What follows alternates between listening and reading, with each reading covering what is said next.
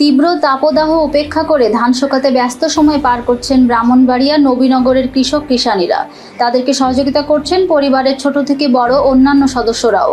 মাথায় ছাতা দিয়ে ধান নেড়ে দিচ্ছেন গৃহবধূ কৃষানী। কৃষকরা জমি থেকে ধান এনে খলায় স্তূপ করে রাখছেন। আধুনিক পদ্ধতিতে ধান মাড়াই যেমন লক্ষ্য করা যাচ্ছে, এ যেন এক নয়নবিরাম দৃশ্যে কৃষকদের ঘরে সোনালী ফসল ধান ওঠানোর কর্মযজ্ঞ।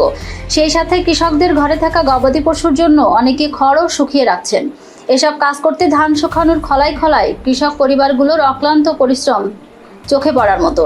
সরেজমিনে জিনতপুর, হরুয়া, কাঠালিয়া, সাতমোড়া, মালাই, চুরিয়া, কাজেল্লা সহ বেশ কিছু এলাকায় ঘুরে দেখা যায় খলায় খলায় কৃষকরা নিজেসহ শ্রমিক দিয়ে জমি থেকে কেটে আনছেন ধান, দিচ্ছেন স্তূপ। আবার অন্যদিকে চলছে ধান সিদ্ধের কাজ। তারপর খলায় ছড়ানো হচ্ছে সেই ধান। কিষানীরা প্রচণ্ড রোদের তাপ উপেক্ষা করে অক্লান্ত পরিশ্রম করে ধান শুকানোর কাজ করে যাচ্ছেন। এলাকার কৃষক দুলাল মিয়া জানান, আবহাওয়া অনুকূলে থাকায় এবছর ফলন ভালো হয়েছে। যে কোনো সময় বৃষ্টি নেমে যেতে পারে, পানি চলে আসতে পারে, তাই যত দ্রুত সম্ভব ধান শুকিয়ে ঘরে তুলতে চাই। এরকম রোদও হয়তো আর পাওয়া যাবে না। এমন রোদ থাকলে 1 সপ্তাহ বা 10 দিনের মধ্যে আমাদের উপজেলার সব ধান কাটা শেষ হয়ে যাবে। অন্যদিকে কৃষক আমির হোসেন বলেন, গ্রামীণ অঞ্চলে এখন আমরা বিশ্বাস করি ধানেই মান। জীবনের শুরু থেকে এখনো পর্যন্ত কৃষি কাজ করে জীবন কাটাচ্ছি। নিজের জমিতে যারা ধান চাষ করেন তারা বেশি লাভবান হবেন।